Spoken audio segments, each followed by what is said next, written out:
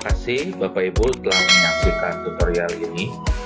Sebelum lanjut, silakan Bapak Ibu untuk melakukan subscribe channel ini, dikarenakan nanti Bapak Ibu supaya tidak ketinggalan informasi-informasi mengenai tutorial OJS selanjutnya, Bapak Ibu.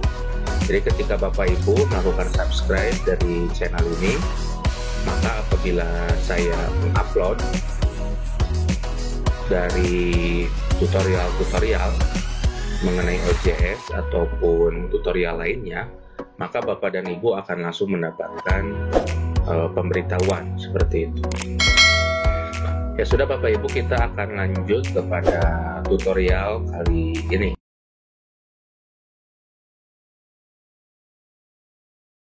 Pada tutorial kali ini kita akan mencoba untuk melihat fitur-fitur dari OJS 3 sebelum nanti kita akan mengisi fitur-fitur tersebut.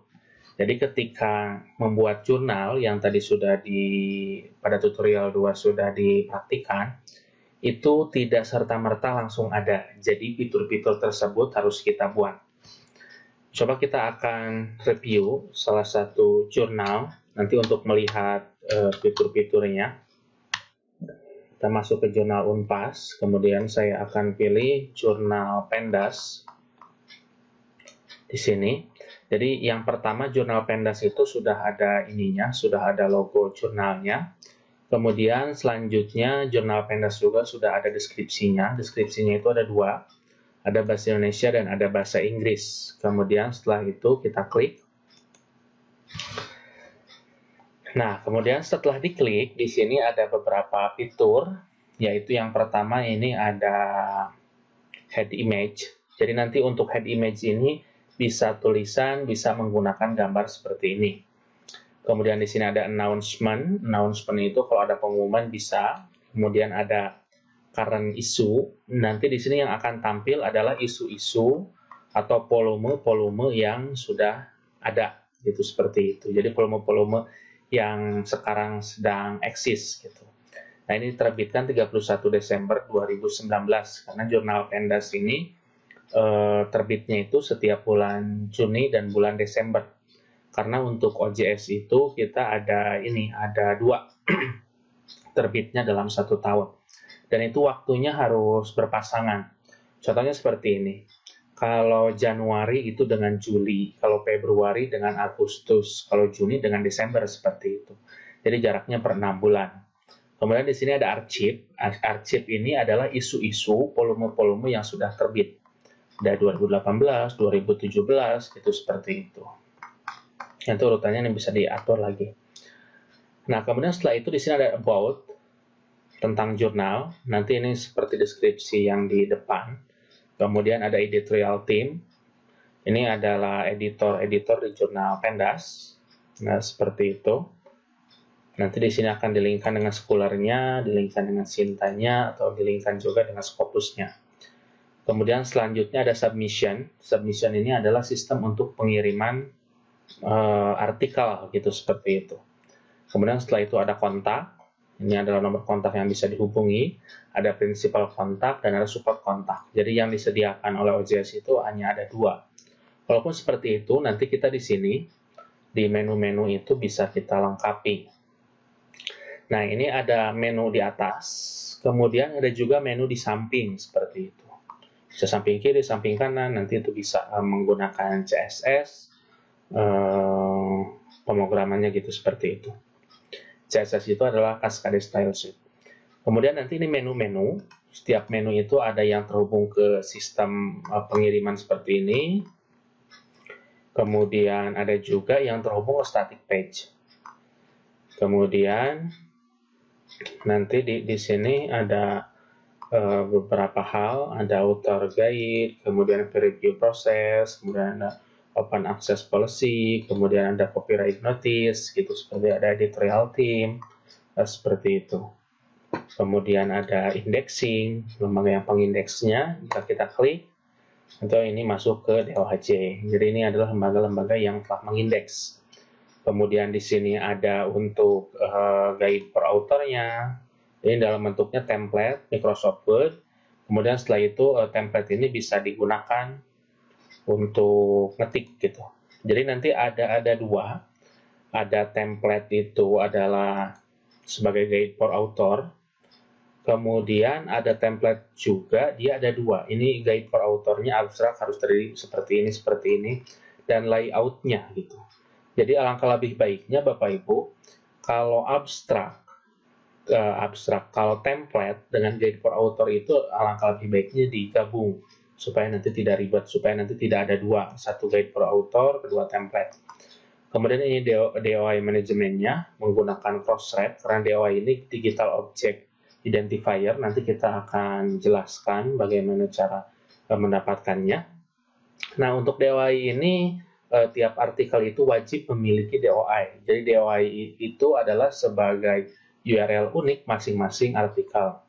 Kemudian ini ada ISSN, kemudian ini ada EISSN dan IISSN.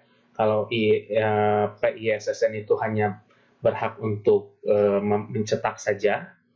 Kalau EISSN itu hanya berhak untuk mengonlinekan saja. Jadi alangkah lebih baiknya punya dua-duanya. Kemudian di sini ada lembaga pengindeks, indeksinya itu ada DOAJ. DOAJ ini adalah lembaga pengindeks bereputasi internasional, lembaga pengindeks internasional dengan tingkatan sedang. Kalau Scholar itu lembaga pengindeks internasional sebenarnya, tapi dengan tingkatan rendah. Kemudian ada Sinta, ini jurnal Pendas itu adalah Sinta 5, kemudian di sini ada Garuda, XBase, Dimension, EBSCO, gitu. Kemudian citation manajemennya menggunakan Mendeley, similarity check-nya menggunakan Turnitin. Nah, jadi kita mengenal untuk fitur-fiturnya. Di sini ada menu samping, ada menu atas, kemudian ada lembaga pengindeks, dan yang lainnya. Seperti itu. Mungkin itu fitur-fiturnya, nanti di tutorial selanjutnya. Ada juga ini yang belum saya beritahukan, ini adalah untuk langsung memberikan message ke WA. Jadi ketika WA-nya aktif langsung bisa kirim message, kemudian di sini ada secara offline. Jadi nanti bisa memberikan pesan apabila pengurus jurnal itu tidak sedang online. Jadi di sini bisa secara offline, nanti akan masuk ke email, atau di sini juga bisa mengirimkan pesan nanti langsung masuk ke WhatsApp. Kemudian di sini ada start counter, ini tadi belum dijelaskan. Kemudian ada play counter. Kalau play counter ini adalah negara-negara yang sudah mengunjungi. Ini ada Indonesia, itu ada 11.872 pengunjung, kemudian Amerika ada 1.870, kemudian ada Malaysia, kemudian ada India, kemudian ada Nepal, ada Singapura, kemudian ada Cina, seperti itu. Jadi ini adalah start counter-nya. Di start counter ini sangat lengkap. Nanti kita akan berikan juga tutorialnya untuk membuat start counter. Nanti di sini kita akan ketahuan dia ngaksesnya itu kapan, kemudian apa saja yang dilakukan, seperti itu. Nah, ini di aksesnya itu ada yang dari Surabaya, ada Makassar, kemudian Medan, Semarang, kemudian Surabaya. Dia ngaksesnya kapan? 13 Mei jam 19.34. Lamanya berapa? 25 menit. Kemudian resolusinya ini menggunakan komputer, seperti itu. Itu semuanya jelas. Kemudian di sini HP-nya menggunakan apa juga akan ketahuan. Di sini Oppo A37F ini diaksesnya oleh Surabaya gitu, seperti itu di Surabaya. Itu semuanya bisa tuh ketahuan oleh start counter. Nanti kita juga akan berikan tutorialnya mengenai start counter. Itu saja Bapak dan Ibu mengenai fitur-fitur yang ada di OJS. Dan untuk fitur-fitur OJS ini beda-beda, nanti gimana versi dari masing-masing OJS.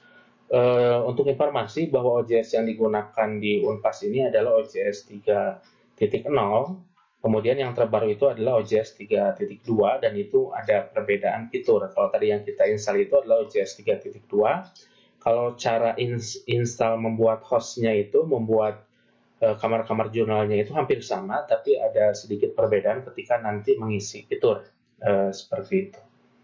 Tapi secara umum, kalau sama-sama masih versi 3, itu tidak akan jauh berbeda. Tapi kalau versi 2 dibandingkan dengan versi 2 dan versi 3 itu sangat jauh berbeda gitu, seperti itu. Sehingga kalau yang versi 3 kedua itu akan kelimpungan, dan versi 2 ketiga juga akan kelimpungan. Mungkin itu saja Bapak Ibu, terima kasih atas perhatiannya. Assalamualaikum warahmatullahi wabarakatuh.